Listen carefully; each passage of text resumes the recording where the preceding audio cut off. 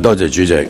即係必也正名乎，名不正則言不順，言不順則事不成。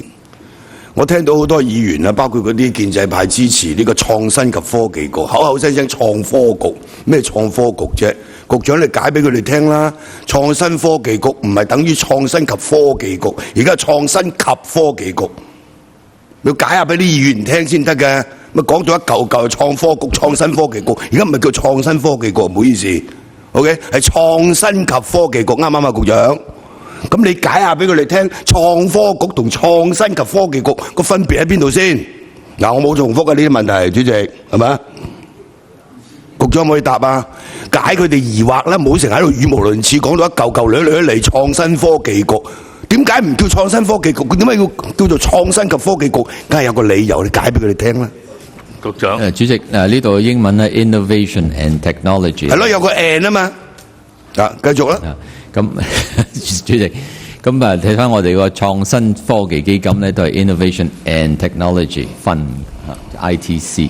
咁所以咧係創新，亦都有時咧係未必一定係配合到係科技方面嘅發展。咁所以咧係可以喺呢啲嘅科技裏邊咧，用咗創新嘅形式咧，亦都能夠帶動到咧係呢個商品化。咁所以咧，其實今次呢個局係個定個名咧，就係創新嘅科技局，亦都充分反映到咧就係 innovation and technology 呢一個嘅部分。多謝主席。嗱，你如果創新及咧，咁創新就唔係作為一個形容詞㗎啦，創新科技冇個及咧，個創新就係形容詞，係咪？科技就係名詞，所以我點解話必也正名乎？唔好講到一嚿嚿，你喺度支持，你盲支持都唔知支持啲乜，係咪？頭先局長嗰個解釋都係有啲問題嘅，不過唔講啦呢筆，因為得嗰一分鐘。另外個問題我要問嘅咧就係文件提到協調跨政策局嘅政策制定工作，咁啊，例如環境局同環境保護署再生能源及廢物管理技術為例。嗱，我想講咧就廢物回收業界面對嘅困境，包括回收困難、運輸成本高昂、資金短缺、環保原地偏遠、成品冇出路等等問題。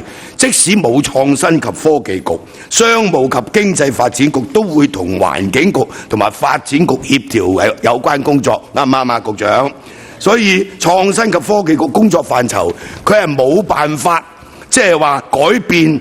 即係而家我哋嗰啲商戶住戶日常處理廢物嘅習慣嚟方便回收，亦都輔助唔到本地工農業發展，以創造一個吸納再造品嘅市場。創科局係廢嘅喺呢方面。